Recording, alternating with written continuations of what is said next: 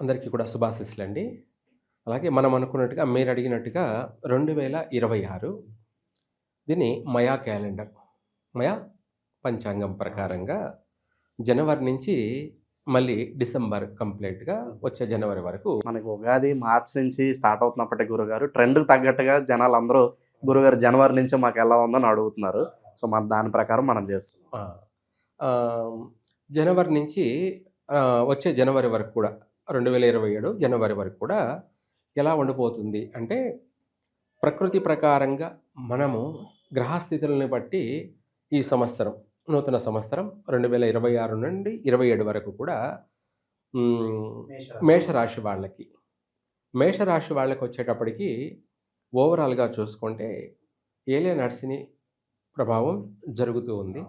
Alien శని ప్రభావం వల్ల June వరకు కూడా, జూన్ అంటే జనవరి, ఫిబ్రవరి, మార్చి, ఏప్రిల్, మే, జూన్ వరకు కూడా, జూను 2-3 తారీఖు వరకు కూడా గురువు వచ్చేసి మిథున రాశిలో ఉన్నాడనమాట.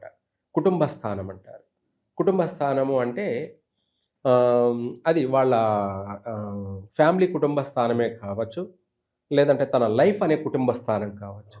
తన లైఫ్ అంటే వాళ్ళ యొక్క జీవిత కాల విషయాలు ఈ సంవత్సరంలో, వాళ్ళ వ్యక్తిగత జీవితం అనే విషయానికి వచ్చేటప్పటికి అటు వ్యయ స్థానంలో ఏలియన్ శని ప్రభావం, శని యొక్క ప్రభావం, దాంతోపాటు కుటుంబ స్థానంలో గురువు, ఆ గురువు వచ్చేసి మిథున రాశిలో ఉన్నాడనమాట. అంత అనుకూలమైన స్థానం కాదనమాట గురువుకి.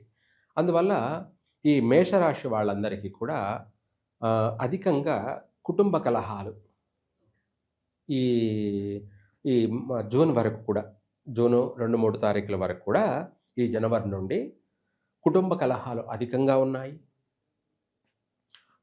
చీటి మాటికి తగవలు ఏర్పడే అవకాశము ఉంది. భార్యాభర్తల మధ్య కూడా అధికమైనటువంటి మనస్పర్ధలు, భేదాభిప్రాయాలు, ఇద్దరు మధ్య తీవ్రమైనటువంటి వివాదాస్పదాలు చెలరేగే అవకాశము ఉంది. సరే, ఇక్కడ భార్యాభర్తల మధ్య అంటే ఇంట్లో కుటుంబంలో అన్నదమ్ములతోనూ, లేదంటే అక్క చెల్లెళ్ళతోనూ, లేదా తల్లిదండ్రులతోనూ కూడా, లేదా అత్తమామలతోనూ, ఇట్లా కుటుంబ స్థానంలో ఒకరి పోతే ఒకరితో ఏదో ఒక వివాదాస్పదాలలో ఇరుక్కోవడం, మానసిక ప్రశాంతత లేకపోవడము, సమయానికి భోజనం కూడా చేయలేకపోవడము, అకాల భోజనం అంటారు. అంటే సమయానికి తినడం ఆరోగ్యాన్ని ఇస్తుంది.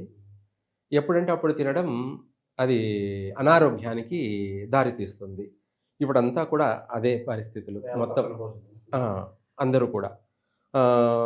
అయితే వాస్తవంగా చెప్పాలంటే ఈ యొక్క 6 మాసాలు కూడాను వచ్చిపోయి ఆర్థికపరమైనటువంటి విషయాలలో ఒడిదుడుకులు ఉంటుంటాయి. ఒడిదుడుకులు అంటే కొద్ది రోజులు బాగుంటుంది, మళ్ళీ కొద్ది రోజులు బాగుండదు అనేది ఈ జూన్ వరకు కూడా ఆర్థిక విషయాలలో కూడా ఒడిదుడుకులతో కూడుకొని ప్రతి విషయాలలో, ప్రతి రంగాలలో కూడా కష్టే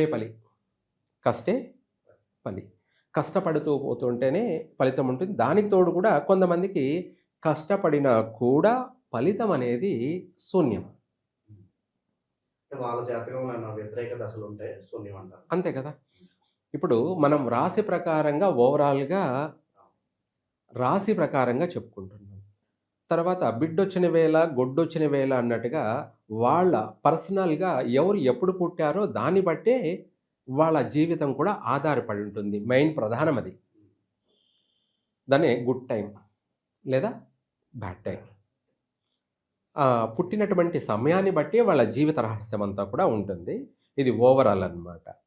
అయితే కుటుంబ కలహాలు అధికంగా తీవ్రస్థాయి, తారాస్థాయిలోకి వెళ్ళే అవకాశం ఉంది. దానివల్ల మానసిక ఒత్తిడి అధికంగా ఉండడం, అందరితోనూ తగవులు, పోట్లాట్లు, భేదాభిప్రాయాలు, మనస్పర్ధలు,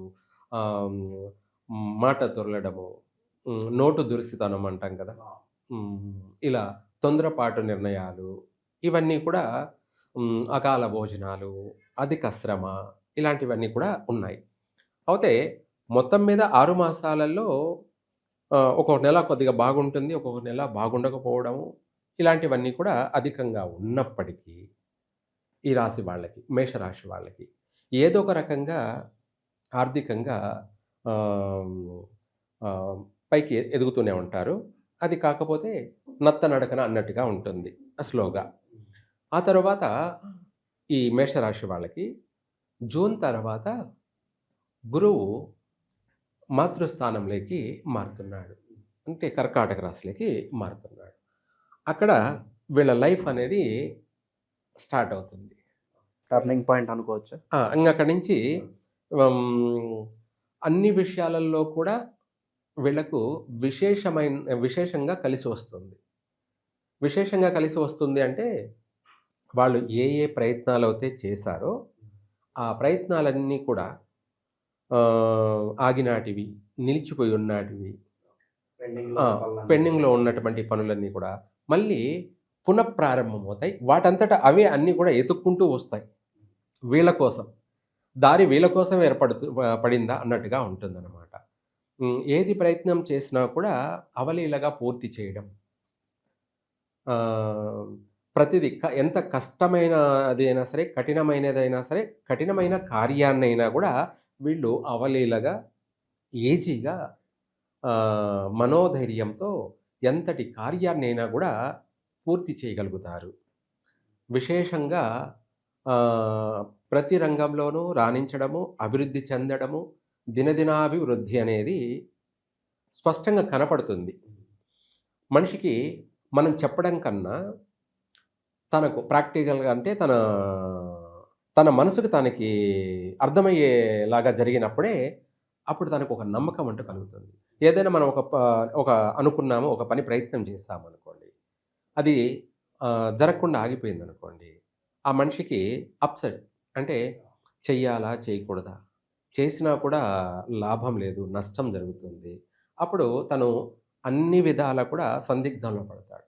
అదే ఆహ్, తను అనుకున్న పని, తను ప్రారంభం చేసిన పని టకటక అయిపోయిందనుకోండి. అప్పుడే మళ్ళీ ఆ మనిషికి ఏమనిపిస్తదంటే, నేను అదృష్టవంతుడిని. నేనేం చేసినా కూడా కలిసే వస్తుంది. సక్సెస్ అవుతుంది. నేనిప్పుడు మట్టి పట్టుకున్నా బంగారమే అన్నంత మనిషికి ఆలోచన, అవగాహన అనేది తనకు స్పష్టంగా కనపడుతుంది. అనేది ఇవి వాస్తవాలు. ఇవి అందరి జీవితాల్లోనూ ప్రతి ఒక్కటి జరుగుతూనే ఉంటుంది. ప్రతి ఒక్కటి మంచి, చెడు అనేటివి 2 జరుగుతూ ఉంటుంది. ఇక్కడ మనకు అధికంగా శుభాలు జరిగినప్పుడే ఆ కుటుంబము, ఆ యొక్క ఆనంద జీవితము, ఒక మాటలో చెప్పాలంటే అదృష్టవంతులు, ఆనంద నిలయం అన్నీ కూడా ప్రతిది కూడా అన్నట్టుగా ఈ జూన్ తర్వాత వీళ్ళకు ప్రతి కార్యం కూడా తలచిన ప్రతి కార్యం కూడా నెరవేరుతూనే ఉంటుంది. ఓకే. ఈ సంవత్సరం గురుగారు విశేషంగా వీళ్ళు పలానా విషయాల్లోకి వెళ్తే గనక చిక్కుల్లో పడతారు, ఇబ్బందులు పడతారంటే ఏం చెప్తారు? ఏ జోలికి వెళ్ళకూడదు వీళ్ళు? ఆ!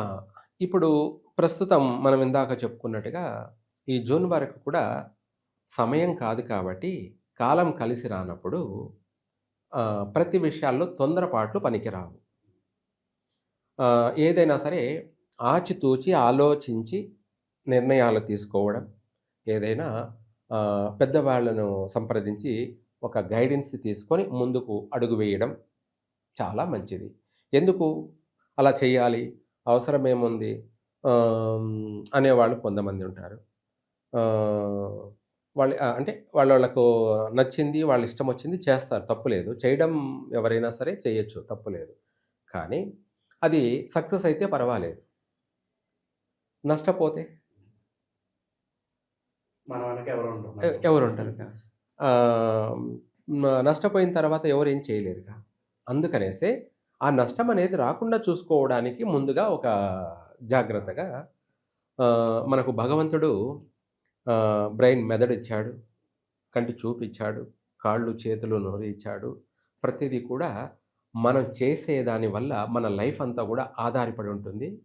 పోనీ మన ఒక్కరి జీవితమే కాదు, మనం చేసే పని వల్ల మన కుటుంబం అంతా కూడా ఆధారపడి ఉంటుంది. మన కుటుంబం అంతా అంటే భార్య, పిల్లలు, తల్లిదండ్రులు అందరూ కూడా మన మీద ఆధారపడి ఉంటారు కాబట్టి మనం వేసే ప్రతి అడుగు కానీ, మనం ఆలోచించే ప్రతి ఆలోచన కానీ సక్సెస్ మార్గానికి మనం ప్రయత్నం చేయాలి. బాగుపడడానికి మార్గం చేయాలి. మన ప్రయత్నం చేయాలి.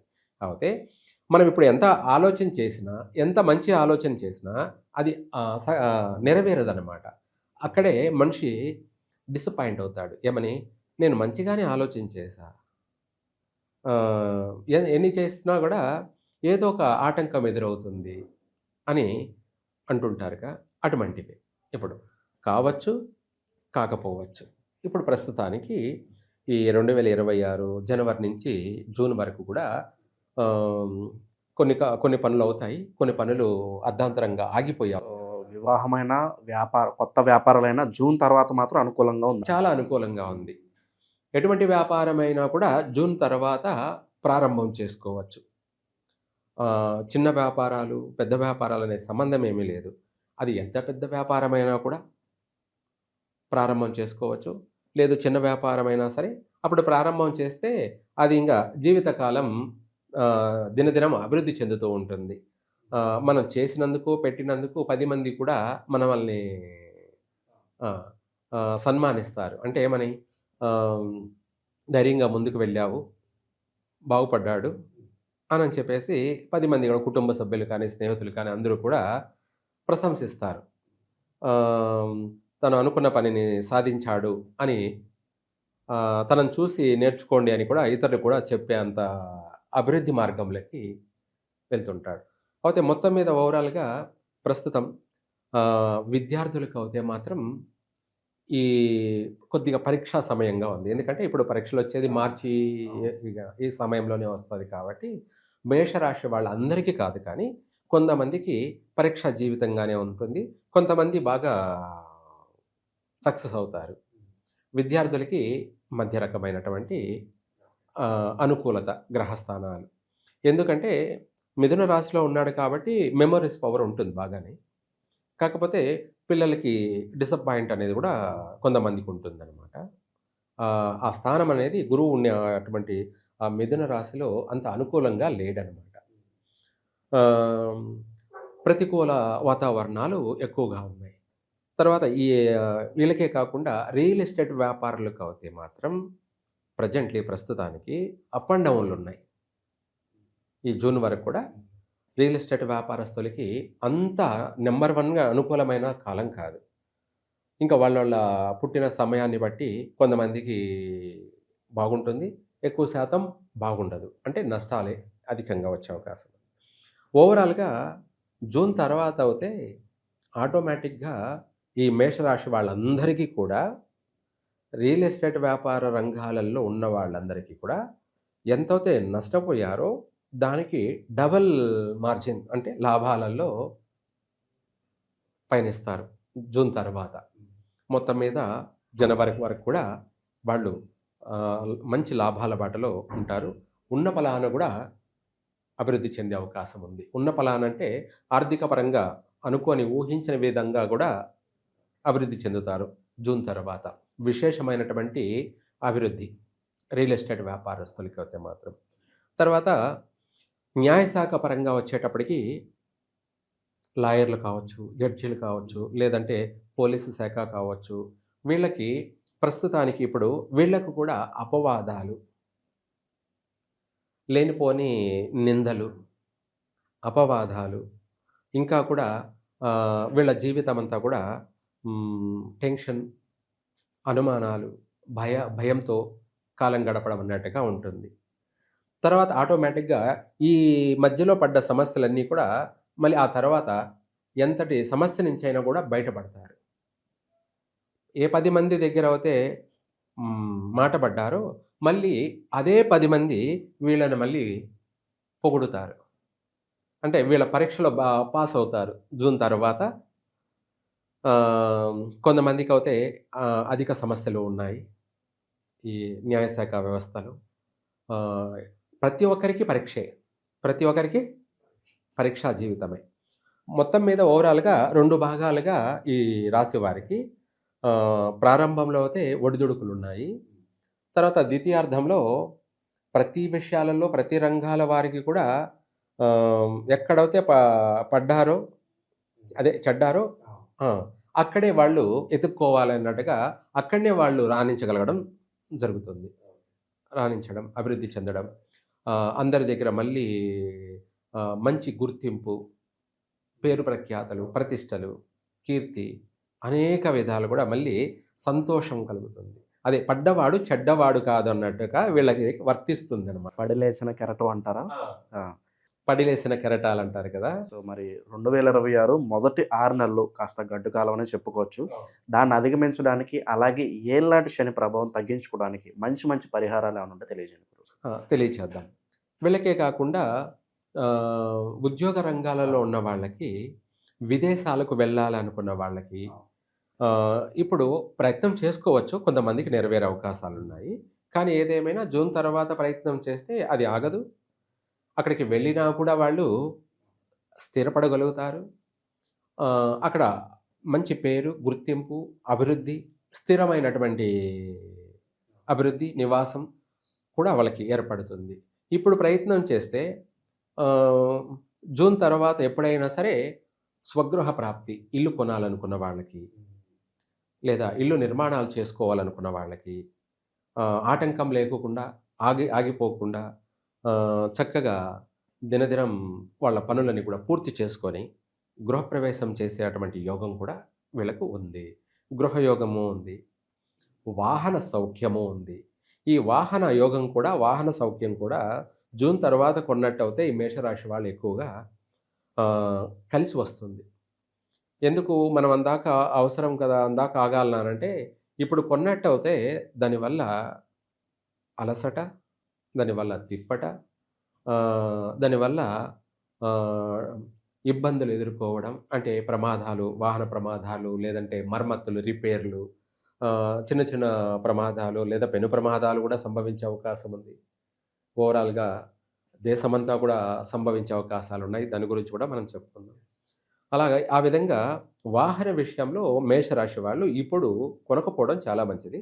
జాగ్రత్తగా ఉండాలి. ఒకవేళ కొనాల్సింది వస్తే అది దగ్గరలో ఉన్నటువంటి పండితులను సంప్రదించి అడిగి తెలుసుకొని, అనుభవజ్ఞుల్ని ఎవరినంటే వాళ్ళని అడగడం కాదు మళ్ళీ. ఎందుకంటే ఎవరినంటే వాళ్ళని అడిగి వాళ్ళు చెప్పారు కదా అని చెప్పేసి మళ్ళీ కలిసి రాలేదని చెప్పేసి అందరినీ నిందించడం కూడా తప్పు. ఎందుకంటే ఇప్పుడు పండితులు కూడా పరీక్షే. గురువు యొక్క ప్రభావం వల్ల పండితులందరికీ కూడా పరీక్షా కాలమే ప్రతి ఒక్కరికి కూడా. అలా ఆయన ఉన్నటువంటి ప్రభావం, ఆ స్థానాన్ని బట్టి గురుబలం అనేది ఈ మేషరాశి వాళ్ళకి ఇప్పుడు ప్రెజెంట్లీ లేదు. గురుబలం అనేది జూన్ తర్వాత ఏర్పడుతుంది కాబట్టి వాహన సౌఖ్యము, మళ్ళీ ఆభరణాలంటే నగలు, సువర్ణాభరణాలు కావచ్చు, ఇంకా ఎక్సెట్రా. అలాగే గృహ అలంకరణ కోసం అనేక విలువైనటువంటి వస్తువులను సేకరించడం, గృహ నిర్మాణాలు, అలాగే దూర ప్రయాణాలు కలిసి రావడం, వివాహ యోగాలు, అధిక ఆలస్యం కలిగి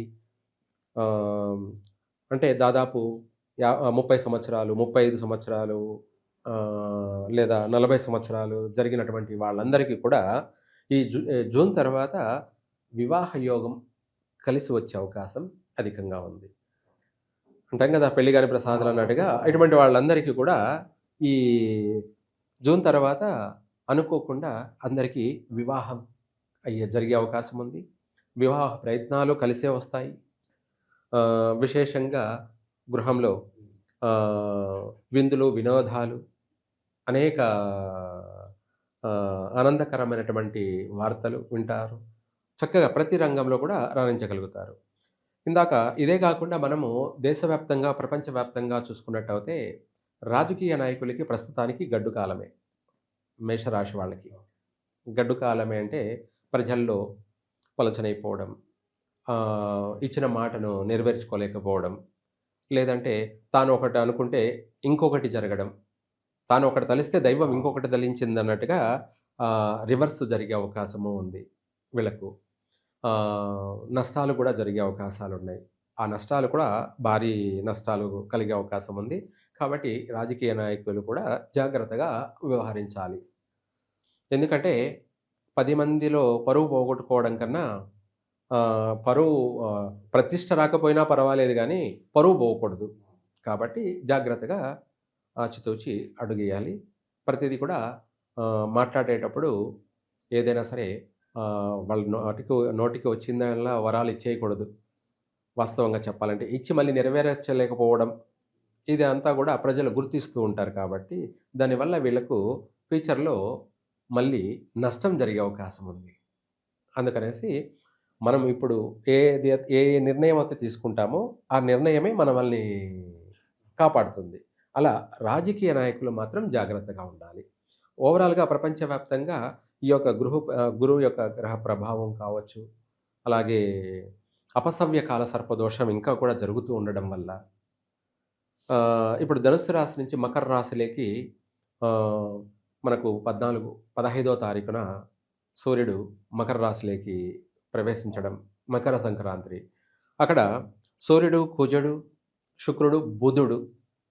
అయితే ఇక్కడ ఏమిటి అంటే ఈ యొక్క రవి కుజులతో బుధుడు కలిసి ఉండడం, మిథున రాశిలో గురువు, 12వ ఇంట మేషరాశి వాళ్ళకి శని.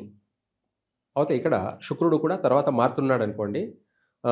ఓవరాల్‌గా చూసుకుంటే ఈ గ్రహాల యొక్క కలయిక వల్ల ప్రపంచవ్యాప్తంగా అధికమైనటువంటి అగ్ని ప్రమాదాలు సంభవించే అవకాశం ఉంది. అగ్ని ప్రమాదాలంటే ఎక్కడో ప్రపంచంలో ఎక్కడో కదా అనుకోకూడదు. మన భారతదేశంలో కూడా అధికంగా జరిగే అవకాశం ఉంది. మన భారతదేశంలో, మన తెలుగు రాష్ట్రాలలో కూడా అధికంగా అగ్ని ప్రమాదాలంటే ఎలక్ట్రికల్ స్కూటర్లు కావచ్చు, బైకులు కావచ్చు, బస్సులు కావచ్చు, తగలబడిపోయే అవకాశం చూస్తూనే ఉన్నాము ఆల్రెడీ. ఇదంతా ఇవి యొక్క ప్రభావం వల్లే జరుగుతూ ఉంది. ఈ గ్రహాల యొక్క ప్రభావం వల్లే. ధనుసు రాశిలో కుజుడు, బుధుడు, రవి, శుక్రులు కలిసి ఉండడం ఇలా. అలాగే ఇదే కాకుండా తర్వాత కూడా భూకంపాలు మన తెలంగాణలో ఎక్కువగా సంభవించే అవకాశము ఉంది. లేదా మన భారతదేశంలో ఏదో ఒక చోట భూకంపాలు అధికంగా సంభవించే అవకాశం ఉంది. మనకే కాకుండా విదేశాలలో భారీ భూకంపాలు సంభవించే అవకాశము ఉంది. అలాగే అధిక ఉష్ణం వల్ల మంచు పర్వతాలు కరిగి సముద్రాలు ఉప్పొంగే అవకాశము ఉంది. సముద్రాలలో మార్పులు చేర్పులు జరుగుతాయి. సముద్రాల్లో కూడా భూకంపాలు వచ్చే అవకాశము ఉంది. ఇలా తీవ్రమైనటువంటి ముప్పు అయితే పొంచి ఉంది. అయితే ఇక్కడ మనకు మేషరాశి యొక్క రాశి ప్రభావం అనేది కాకుండా ఓవరాల్‌గా ప్రపంచవ్యాప్తంగా భూకంపాలతోనే కాకుండా అడవులు, మన దట్టమైనటువంటి అడవులకి కారు చిచ్చు అలుముకునే అవకాశం ఉంది. అంటే అడవులు తగలబడే అవకాశం ఉంది. ఇవి కూడా మనం ఒక మాటలో చెప్పాలంటే మన శ్రీశైలం కానీ, తిరుమల కానీ ఇటువంటి అడవులకు కూడా ప్రమాదం పొంచి ఉంది. అగ్ని ప్రమాదాలు పొంచి ఉన్నాయి. వచ్చే భక్తులు జాగ్రత్తగా నడుచుకోవాలి. అయితే ఇక్కడ అగ్ని యొక్క ప్రమాదాలు అనేది అధికంగా అనేక చోట్ల అనేక బీభత్సమైనటువంటి భయానకమైనటువంటి వాతావరణాలు కలగజేసే అవకాశము ఉంది. ఇళ్లల్లోనే ఎలక్ట్రికల్ ఫైర్లు జరగడం కానీ, మన అపార్ట్మెంట్లు ఇటువంటి విషయాలలో చాలా జాగ్రత్తగా ఉండాలి, నడుచుకోవాలి. ఎందుకంటే అపార్ట్మెంట్లలో కూడా అధికంగా ప్రమాదాలు సంభవించే అవకాశం ఉంది. వీటి వల్ల ప్రాణ నష్టాలు కూడా జరిగే అవకాశం ఉంది. ఇదే కాకుండా మనకు సముద్రాల్లో స్టీమర్లు మునిగే అవకాశం ఉంది. స్టీమర్ అంటే ఓడలు, స్టీమర్లు ప్రమాదాలు సంభవించే అవకాశం ఉంది. అధికంగా ఫ్లైట్లు కూలే అవకాశం ఉంది. మనం చూస్తుంటాం కదా, ఫ్లైట్లలో ఫైర్ ఏర్పడడం కానీ, ఫ్లైట్లలోనే అగ్ని ప్రమాదాలు సంభవించడం కానీ, ఫ్లైట్లు అధికంగా కూలే అవకాశం ఉంది. ఈ సంవత్సరం అధికంగా వాహన ప్రమాదాలలో ఫ్లైట్లకు కూడా పొంచి ఉంది ప్రమాదాలు. వాటి వల్ల చాలా జాగ్రత్తగా నడుచుకోవాలి ప్రజలు. అప్రమత్తులుగా ఉండాలి, జాగ్రత్తగా నడుచుకోవాలి. అధికమైనటువంటి ప్రమాదాలకు గురి అవకాశం ఉంది. అది కూడా అంతరిక్షంలోనే దగ్ధమైపోయే అవకాశాలు కూడా కనపడుతున్నాయి. సజీవ దహన ప్రభావాలు కూడా మనం ఫ్లైట్‌లలో సంభవించే అవకాశం ఉంది. ఇటువంటి సమస్యలైతే ఈ యొక్క గ్రహ ప్రభావాల వల్ల అపసవ్యకాల సర్పదోష ప్రభావం, అలాగే శని యొక్క ప్రభావం, ఈ యొక్క సూర్యుడు అలాగే బుధుడు కలిసి ఉన్న ప్రభావాలను బట్టి తీవ్రమైన భూమికి సంబంధించి విపరీతమైన ఉష్ణం వల్ల భూగర్భంలో లావాలు ఎగజల్లే అవకాశాలు ఉన్నాయి. ఎక్కువ అధికమైనటువంటి గ్యాస్ అయిపోయి భూకంపాలు, ఫైర్లు జరిగేటువంటి అవకాశాలు అధికంగా ఉన్నాయి. అయితే ఈ విధమైనటువంటి చెప్పుకుంటూ పోతుంటే పాపం అందరికీ భయాందోళన పెట్టినట్టుగా ఉంటుంది. కానీ కాకపోతే ఇది భయాందోళన పెట్టడం కాదు. ఎన్ని చెప్పినా, ఏం చెప్పినా మీరు జాగ్రత్తగా ఉండండి అన్నదే ఫైనల్‌గా. ఎన్ని చెప్పినా, ఏం చెప్పినా మన బాధ్యత ఏమిటంటే ప్రజలను కాపాడుకోవాల్సిన బాధ్యత మనది. భక్తులని కాపాడాల్సిన బాధ్యత ప్రతి ఒక్కరిది ఉందన్నమాట. ప్రతి ఒక్క గురువుది ఏమిట్రా బాధ్యత అంటే వీలైనంత వరకి భక్తుల్ని కాపాడేటువంటి బాధ్యత భగవంతుడు గురువులకి ఇచ్చాడు. కాబట్టి వీళ్ళు మంచి చెడులు తెలియచేస్తూ ప్రతి ఒక్కరిని కాపాడుకోవాల్సినటువంటి బాధ్యత. కాబట్టి మనము కావాలని చెప్పడం అంటూ ఏమీ ఉండదు. ప్రతి విషయాల్లో కూడా విశేషమైనటువంటి లాభదాయకమైనటువంటి యోగం కూడా ఉంది ఈ మేషరాశి వాళ్ళకి. కాబట్టి ఎన్ని చెప్పినా, ఏమి చేసినా వాళ్ళ మనసులో కలిగేటువంటి విషయాలు ఏంటంటే ముందుగా నిద్ర లేవగానే భగవంతుడిని దర్శనం చేసుకోండి. అంటే నిద్ర లేవగానే ఇంట్లో ఎవరంటే వాళ్ళ ముఖాలు చూడకుండా దేవుడిని దర్శనం చేసుకోండి. మీరు పనుకునేటువంటి చోటనే లామినేషన్ ఫోటో. ఈ లామినేషన్ ఫోటో ఏమిటి? ఆంజనేయ స్వామిని కానీ, లేదంటే ఇంకా చెప్పాలంటే లక్ష్మీదేవిని కానీ ఈ ఫోటో పెట్టుకోండి. అంటే బెడ్రూమ్‌లో పెట్టుకోవచ్చా, పెట్టుకోకూడదా అంటే లామినేషన్‌కి ఏం సంబంధం లేదు. విగ్రహాలు పెట్టకూడదు. మనం ఎందుకు అంటే నిద్ర లేవగానే దైవ దర్శనం జరిగిపోతుంది. మనం నిద్ర లేవగానే లామినేషన్ ఫోటోలకి ఏ సంబంధాలు లేవు. మళ్ళీ విపరీతమైనటువంటి అనుమానాలు, ఆలోచనలు అక్కర్లేదు. ఎన్ని చేసినా మనము దైవాధీనం, దైవ దర్శనం అనేది ఇంపార్టెంట్. నిద్ర మనం లేవగానే మనం చూడగానే మొదటిగా ఎవరినంటే వాళ్ళని చూడడం కన్నా లక్ష్మీదేవిని చూసామంటే ఆ రోజంతా కూడా మన జీవితం 3 పువ్వులు 6 కాయలు. రాబోయేటువంటి ఉపద్రవాలన్నీ కూడా వైదొలిగిపోతాయి. చక్కగా ఈ మేషరాశి వాళ్ళకి అన్ని రంగాలలో కూడా కలిసి రావాలని కోరుకుంటున్నాము. సర్వే జన సుఖినో భవంతు. ఓవరాల్‌గా మేషరాశి వాళ్ళకి సంవత్సరం అంతా ఎలా ఉంటుందో అద్భుతంగా వివరించారు. ధన్యవాదాలు గురుగారు.